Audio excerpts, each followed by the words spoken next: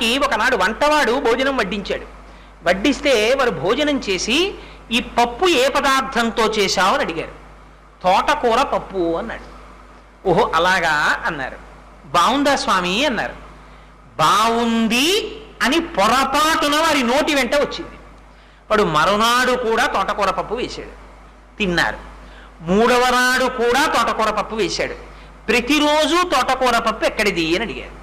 అడిగితే వాడన్నాడు, స్వామి మీరు తోటకూర పప్పు అంటే సంతోషపడుతున్నారు కదా, ఈ విషయం చెప్పి తమ శిష్యులందరికీ చెప్పాను. వాళ్ళు కట్టల కట్టల తోటకూర తెస్తున్నారు, అందులో మంచి తోటకూర ఎంచి పప్పు చేస్తున్నాను అన్నారు. అలాగా అన్నారు. చూడండి వారి పరిపక్వత చూడండి. ఆ వయస్సులో వంటవాడిని ఏమీ అనలేదు, వెళ్ళిపోయాడు వంటవాడు. మరునాడు మళ్ళీ భోజనం వడ్డించబోతున్నారు. ఈనాడు మేము భిక్ష స్వీకరించట్లేదు అన్నారు. కంచి పీఠాధిపతులు భిక్ష చేసేటటువంటి పద్ధతి కూడా చిత్రంగా ఉంటుంది. మీరు ఎప్పుడైనా పరంపర